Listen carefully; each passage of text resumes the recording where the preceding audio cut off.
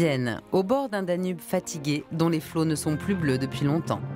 Une cité nostalgique et baroque, taillée dans le stuc et le marbre, que parcourent encore les calèches des temps anciens. Une ville bâtie comme un écrin pour les stars de l'époque, des princes, des empereurs et des archiduchesses.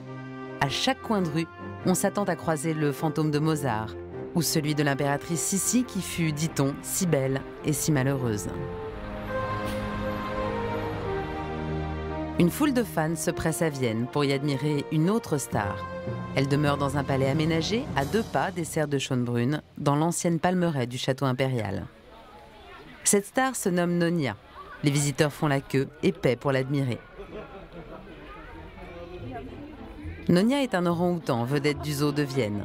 Du haut de sa gloire, elle toise ses admirateurs d'un air dédaigneux. Il y a longtemps qu'elle ne les prend plus en photo pour sa page sur un grand réseau social.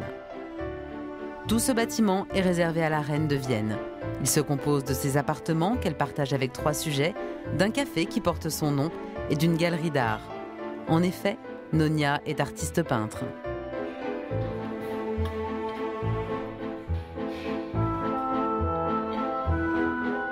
Nonia trouve la gloire lourde à porter. Elle est lassée de son statut de star. Elle délaisse ses papiers, ses pinceaux et ses craies.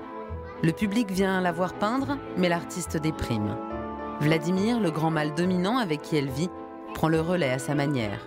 De son plus bel ongle, il réduit la craie en poudre.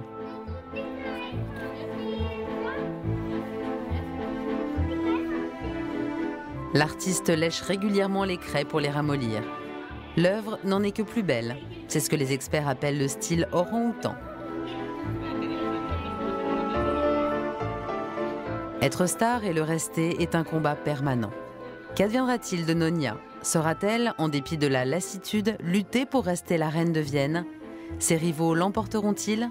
Qui sera le nouveau héros de la capitale impériale? François Ier du Saint-Empire d'Autriche décida en 1752 d'ouvrir sa ménagerie au public. C'est ainsi que naquit le premier zoo du monde. Classé au patrimoine mondial de l'UNESCO, il est aujourd'hui considéré par les spécialistes comme le plus beau d'Europe. Il est orné de bâtiments couleur crème qui ressemblent à des meringues ou à des brioches. Il a été bâti en pleine forêt d'Europe centrale, une forêt typique peuplée d'écureuils, de chouettes et de loups, toujours intacte dans une section du parc.